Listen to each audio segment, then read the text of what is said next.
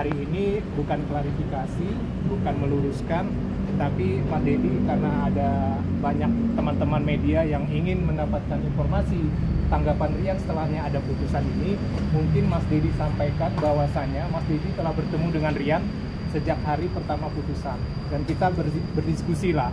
Rian didampingi dengan ayahnya, juga Mas Dedi memberikan saran dan masukan atas putusan ini.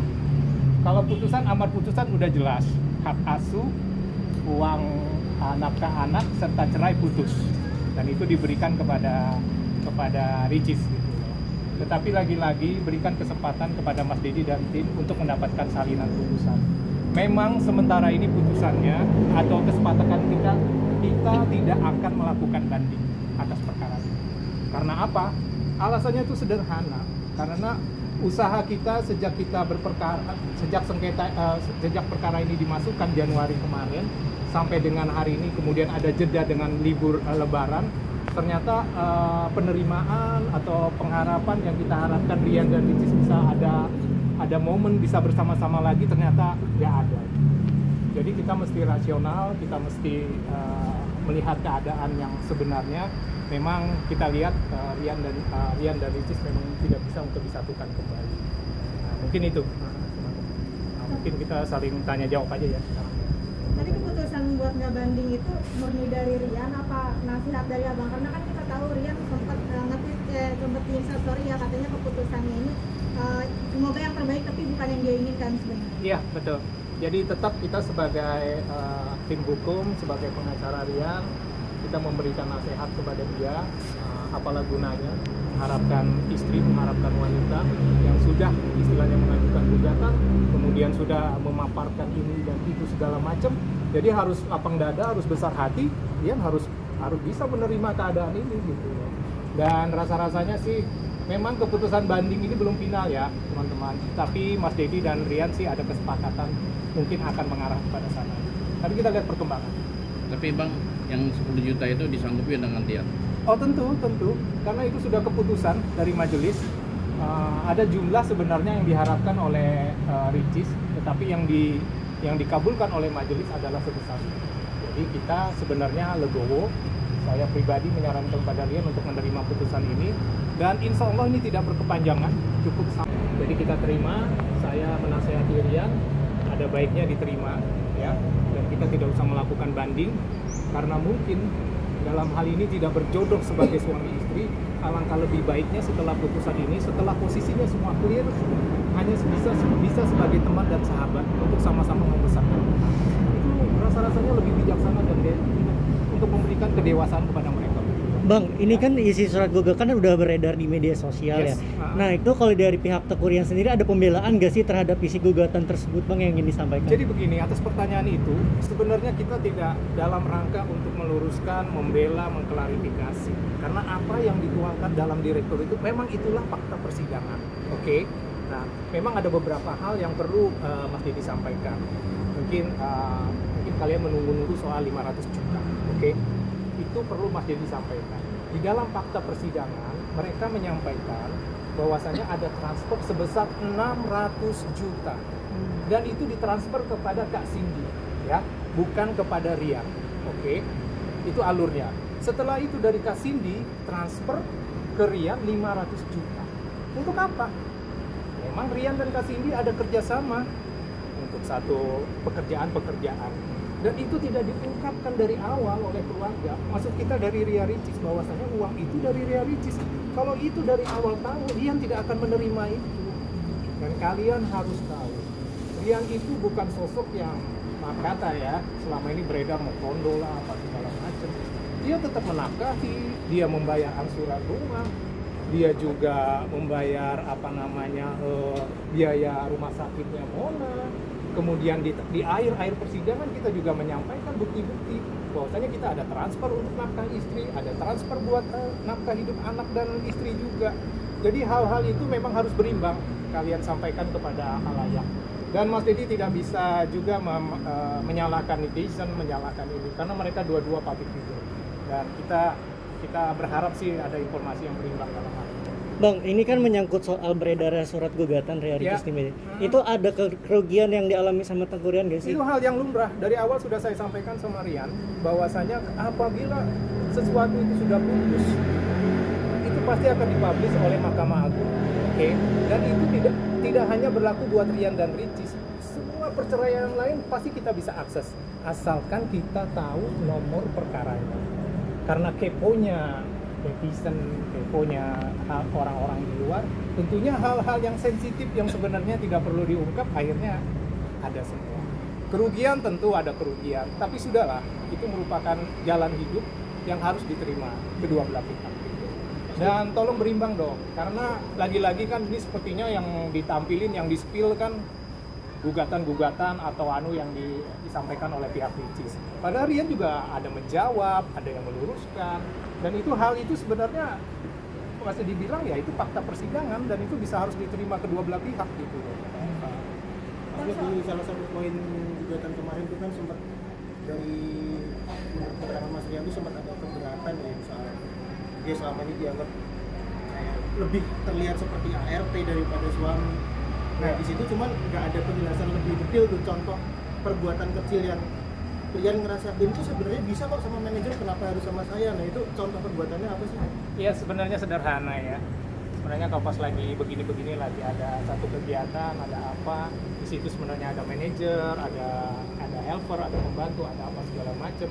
Tapi ternyata orang-orang ini atau kandidat ini hanya tetap meminta kepada Rian, tolong ambilkan itu dong, hal-hal kecil sebenarnya. Sebenarnya itu bisa dilakukan oleh teman-teman yang maksudnya pengasuh atau bisa dilakukan oleh pembantu, tetapi ternyata lebih Rian itu merasa ada hal-hal seperti itu. Sebenarnya Rian juga sih ringan tangan orang yang mau aja melakukan itu, tapi pada satu kondisi tentunya naik turun orang emosi ini kan bisa jadi kendala. Itu sih sebenarnya Mas. Soal perihal yang katanya eksploitasi anak, katanya sampai dibilang istri dua anak kan, itu seperti apa sih? Soal eksploitasi anak itu percakapan mereka berdua sebenarnya ya.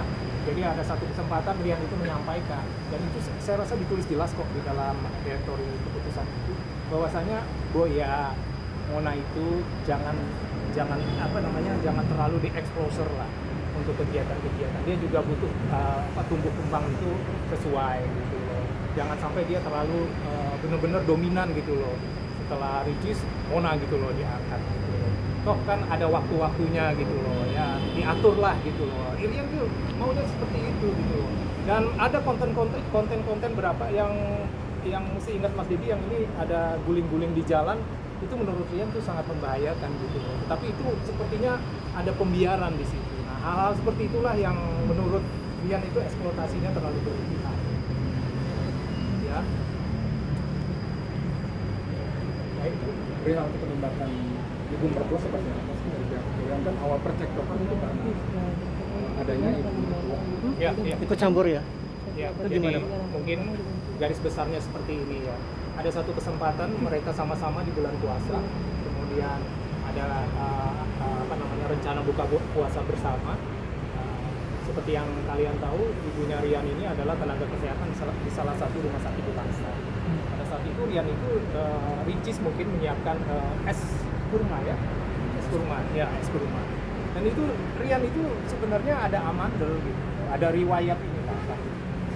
Wajar lah si ibu di tengah-tengah itu menyampaikan, wah Rian kok minum es gitu. Apakah sebaiknya kok mulai kapan minum es? Dari situ mungkin penerimaan Ricis dengan itu tuh agak sedikit berbeda gitu. Padahal ini kan cuma menanyakan aja gitu, apakah lebih baik kalau ada pengganti minum yang lain. Tapi ya dengan Rian berusaha untuk bukan membela ya, artinya menyelaraskan aja situasi pada saat itu. Enggak, ini bisa kok, bisa untuk sekali-sekali nggak apa-apa gitu.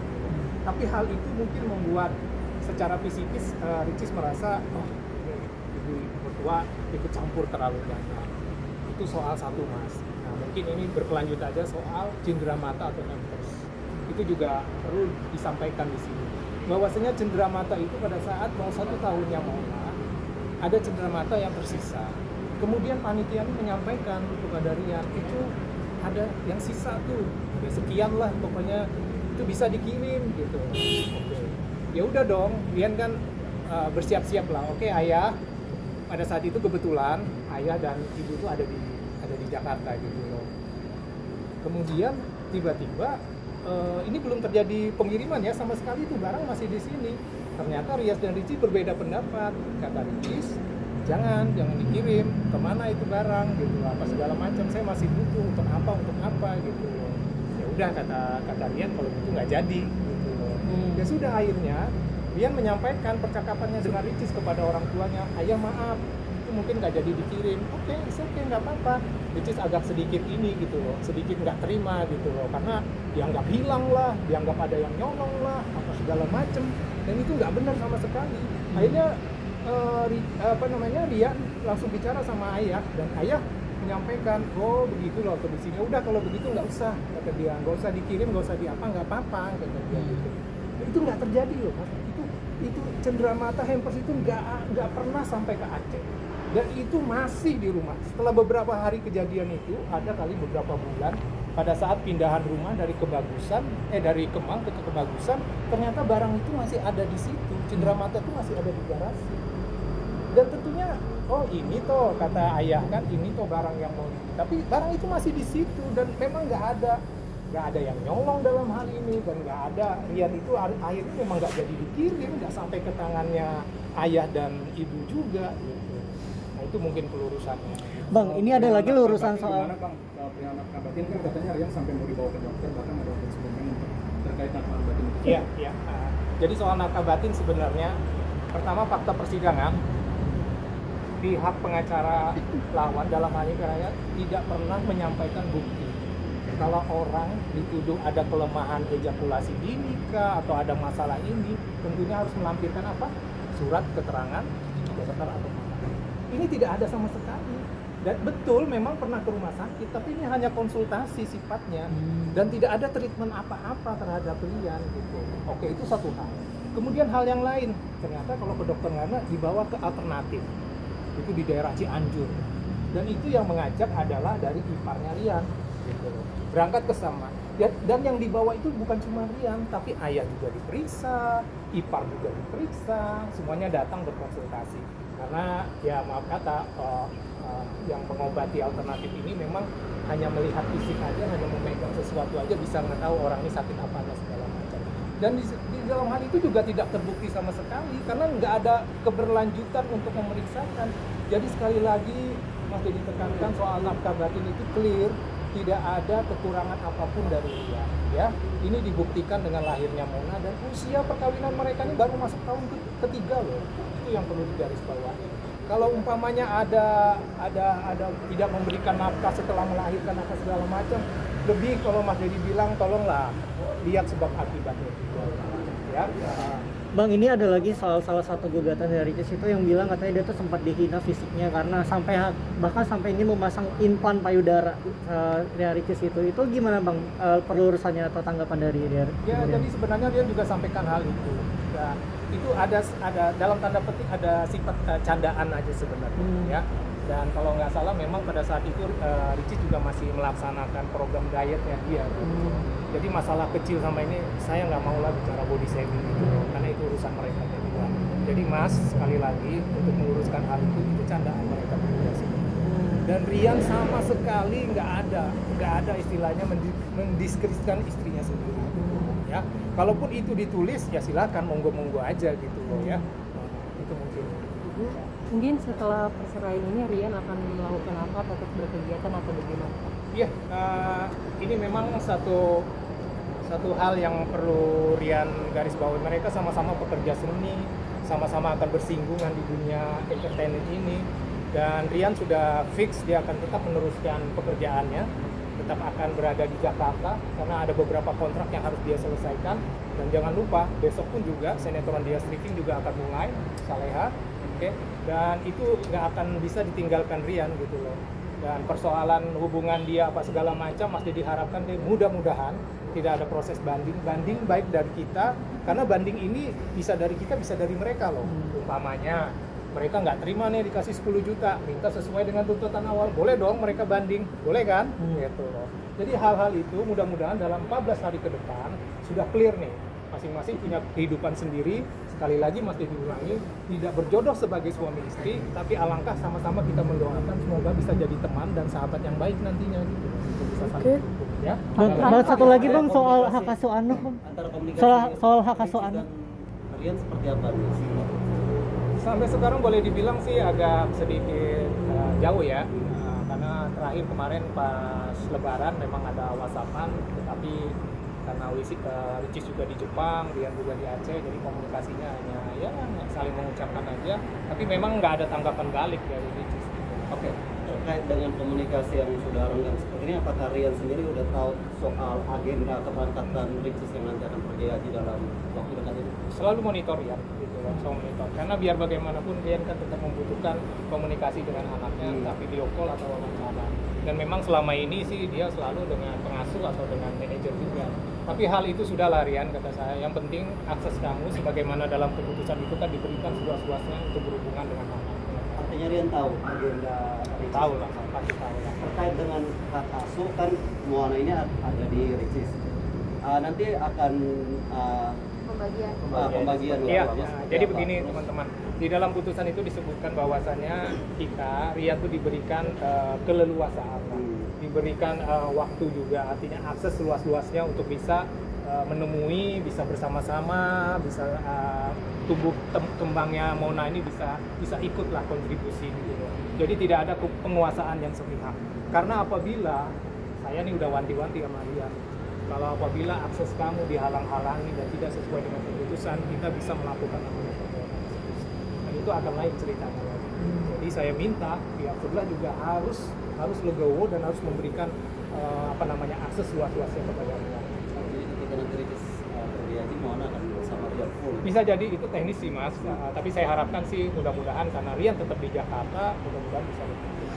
Bang, banyak yang bilang nih Rian membela ibunya daripada istrinya sendiri. Relatif itu, memang banyak yang bilang seperti itu, tapi lagi-lagi kecintaan Rian dengan keluarga tidak akan mengurangi kecintaan dia kepada Ricis juga.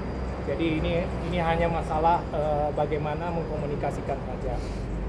Bahkan tahu di dalam duduk perkara itu selalu yang menjadi persoalan itu adalah masalah komunikasi. Memang Mas Dedi sadarin mereka komunikasinya buruk gitu loh. Satu hal Ricis maunya begini, ekspektasinya Rian ternyata begini. Tapi itu bukan berarti Rian membela ibunya. Rasa-rasanya sih sangat anu aja ya, sangat biasa-biasa aja kok gitu. Semua bisa dibicarakan gitu loh. Itu mungkin. Bang, ini kalau soal terkait soal hak asuh anak itu apakah dari Tengku Rian sendiri itu sempat keberatan gak sih Ricis dapat hak asuh anak dari putusan majelis hakim? Kita tetap meminta Mas, tetapi itu bukan merupakan rekompensi, artinya bukan gugatan balik kita. Kita hanya menyampaikan bahwasannya kalau umpamanya Ricis terlalu sibuk dengan kegiatannya, alangkah lebih baiknya hak asuh diserahkan kepada Rian. Karena Rian secara waktu dan kesempatan itu lebih baik, dan kebetulan memang di Jakarta tak sudah stay. Jadi kalaupun sekarang ditempatkan, kita bukan nggak bisa apa-apa, artinya ya itulah, itu anak masih di bawah umur dan memang harus, dan tidak ada kesalahan apapun dari Ricis. Apakah Ricis istilahnya tidak menjaga Mona, apakah melakukan hal-hal yang ya kalian tahu lah kan, seorang ibu akan kehilangan haknya misalnya suka dugem, ya kan, namanya, atau melakukan KDRT apa segala macam. Tapi kan itu tidak. Jadi kita oke aja. Berarti menerima ya, menerima hak asuh anak dia berada di tangan Ricis. Yes, menerima. Berarti dia menanggapi banyaknya hujatan kepada Tengku Rian itu, bagaimana Rian menanggapinya? Tentu sedih dan kecewa, ya. Biar bagaimanapun, ya. Tapi Mas Dedi sabarin dia. Kalian public figure, dari mulai cerai sampai dengan putus, entah lagi nanti sambungannya sampai apa, akan terus jadi berita gitu. Jadi tolong tanggapi dengan bijaksana, nggak perlu terlalu istilahnya marah yang tidak berkesudahan. Jadi hal-hal yang kita pasti, saya dan tim pasti akan mengawal Rian terus lah, biar maksudnya nggak terlalu meladenin urusan-urusan yang di luar daripada yang penting gitu, yang produktif. Oke. Thank you ya. Terima kasih. Makasih ya.